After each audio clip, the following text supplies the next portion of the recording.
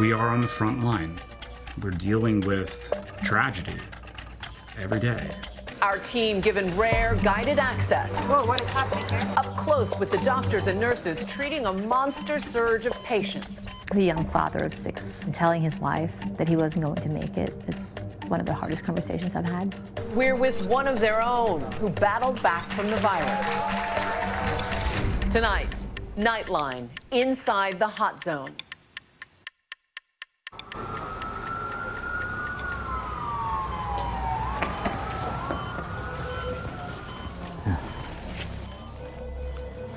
We must go through this about 20 times a day, but it's become routine for us now. For Dr. William Pascal and his colleagues working in the ICU, you have to wear double gloves. Repetition is required. Gown on, gown off, repeat. So you get pretty good at putting these on after a while.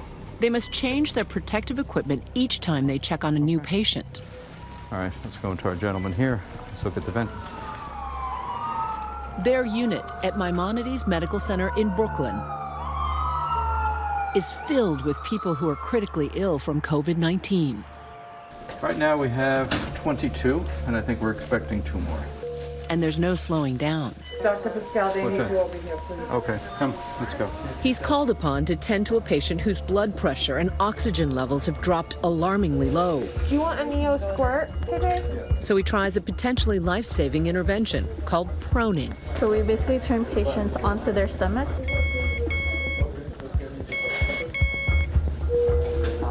It worked. Saturation's at 83. We'll take it. It's coming up slowly. It's coming up Blood slowly. pressure's good. The patient is out of the woods. For now. We spent a lot of the day putting out fires, jumping from one disaster to the other. This is life on the front lines in the epicenter of our country's pandemic, New York, Whoa, what is happening here? where at least 220,000 people have tested positive and at least 14,000 have died. ABC News was given guided access inside the medical center. Do you know what we're down to? Is it 100 or is it 50? Is it 200? From its ER We're working on the assumption that almost every patient has corona at this point. to its ICU. You're battling with death. We're going to give that girl a unit of blood over there. In this field, we're used to seeing patients die, but not so many. Nearly 2 weeks in a hospital at war with COVID-19. One bed empties, another patient comes in. And the Herculean efforts of the medical staff trying to win. You go home every day feeling exhausted and burnt out, but if we can help a few people, it's worth it.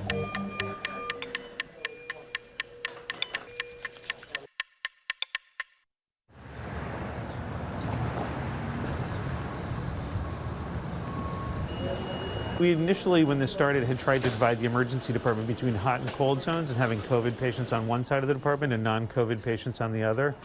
As the diseases progress and the pandemics worsen, pretty much the entire emergency department's a hot zone. I mean, you just figure out who's on tonight and who else is watching them tonight. Dr. John Marshall runs the hospital's ER, where they've already seen thousands of patients since the crisis first hit. Did you see, I sent out the ventilator update for the morning, but there are 50 right now. I think there are 50 free vents right now and 40 free high flows. Dr. Marshall has done his fair share of triaging, Call me if you need anything. from victims of the Columbine massacre to soldiers in Afghanistan. But he says COVID-19 is unlike anything he's treated before. His team receives a patient in respiratory distress. The medical staff quickly gets to work. This kind of thing is happening multiple times an hour during the busiest times of day. A day or so ago, we put 14 people on ventilators in a less than 12-hour period. And that doesn't include the patients who are getting oxygen or getting high-flow oxygen or getting other respiratory modalities. To help with the massive influx, the hospital has set up field tents on the sidewalks outside the ER. Hey guys, I did deploy with the Air Force and the Army in Afghanistan, so I've given care out of tents before. 21 or 22, whenever you're done. We don't think about needing tents in the middle of a city, but I do think New York City in general has been good about preparing for large disasters like this and coordinating the work between the hospitals. And if it wasn't for that, we'd actually be in a much worse position.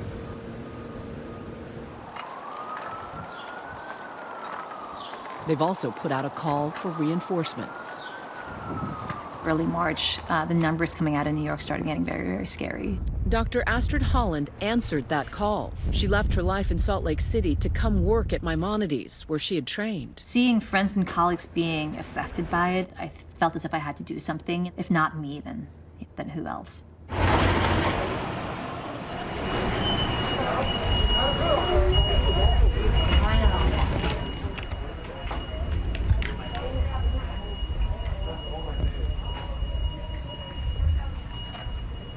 Hi, Miss Hilton.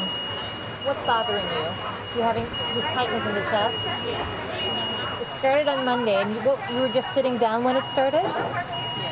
And you have not had any fever or cough with this? No, but I've been taking my temperature and no fever. Her patient was tested for COVID-19 and then released. There's so much of the communication that we do, I think in general, is so based on facial expressions and kind of trying to come up to patients looking like this and kind of shouting to them a little bit makes that communication, certainly with patients, a lot harder, I find. All right, thank you. Now it's their eyes that tell us the story their faces can't.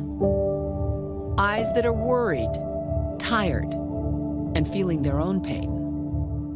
And one of the parts of our job is delivering bad news to patients.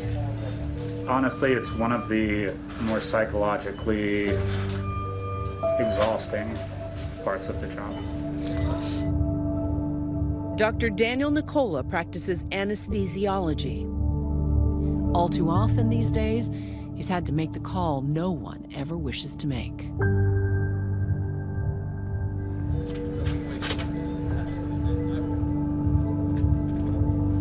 Telling someone that their family member may not make it, it takes a lot for,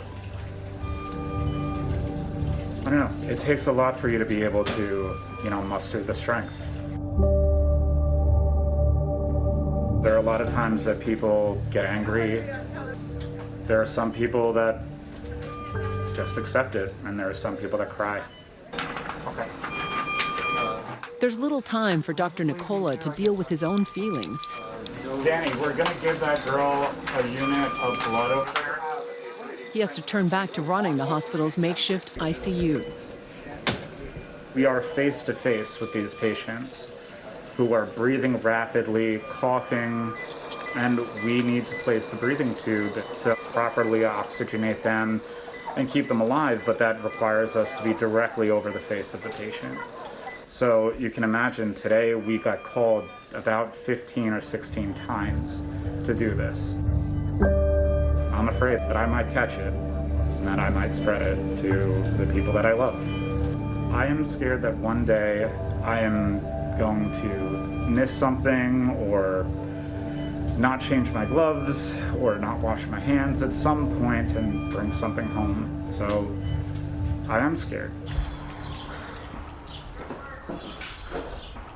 Dr. Marshall shares that same fear. My home life has definitely changed during this crisis. COVID is here. My 3 boys just call me Dr. COVID now. Hello. You spray the doorway too. Stop, give me a minute.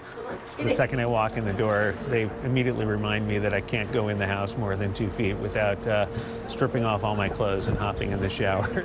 Would you guys be happier if you were somewhere else and I wasn't coming home? No. My wife and I are sleeping in different rooms and make sure she doesn't get sick, so she can be there to take care of the boys. Can you guys get stuff to drink on the table? But we're still having dinner together. I have to say, this is probably the one time we could leave you guys home alone, because your friends' parents won't let them come over here anyway, because they're all quarantined. You afraid we're gonna throw a party? No, I'm not afraid you're gonna throw a party. I trust you. If I don't have a little bit of time with my family every evening, I think this would all be a lot harder. Being with my family is the kind of thing that reminds me why we're doing all of this and why this is so important. My My family's sort of a touchstone for me that allows me to reset and come back and do the same thing the next day. Hi everyone, George Stephanopoulos here. Thanks for checking out the ABC News YouTube channel. If you'd like to get more videos, show highlights, and watch live event coverage, click on the right over here to subscribe to our channel, and don't forget to download the ABC News app for breaking news alerts. Thanks for watching.